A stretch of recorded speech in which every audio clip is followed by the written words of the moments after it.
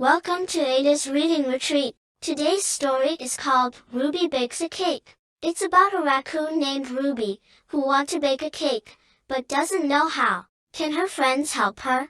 Read along with me to see what happens. Before we begin, kindly hit those subscribe and like buttons and turn on your bell notifications for new stories.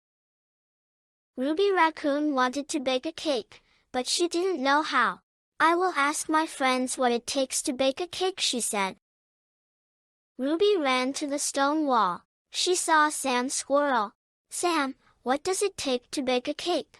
Try adding nuts, said Sam. Thank you, said Ruby.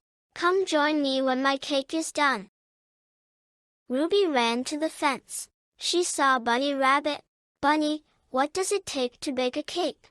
Every cake needs carrot tops, said Bunny. Thank you, called Ruby. Please come over when my cake is done. Ruby ran to the brook. She saw Dan Duck. Dan, what does it take to bake a cake? I never made a cake, but I always enjoy snails, said Dan. Thank you, said Ruby. Please come to my house when my cake is done. Ruby ran to the tree. She saw Jenny Wren. Jenny, what does it take to bake a cake? Don't forget wiggly worms, said Jenny. Thank you, very much, called Ruby. Please come over when my cake is done. Ruby ran to the pond. She saw Frankie Frog. Frankie, what does it take to bake a cake? Flip, flip, flies, said Frankie. Really? Said Ruby. Well, join me when my cake is done. Ruby ran home. She put everything into a big bowl. She mixed the batter up and put it in a pan. She baked it in the oven. This does not smell good, said Ruby. Ruby's friends came to share her cake. She took it out of the oven. This does not look good, said Ruby. Ruby cut the cake. She gave it to her friends. Her friends began to eat.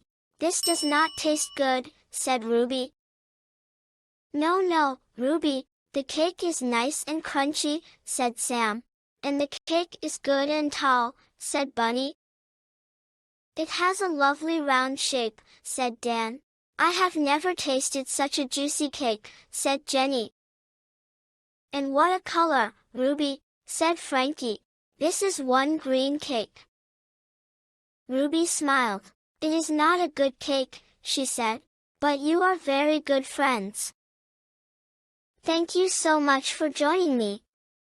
I hope you enjoyed this story, and if you want more thrilling tales, kindly hit the subscribe and like buttons and turn on your bell notifications. See you next time on Ada's Reading Retreat.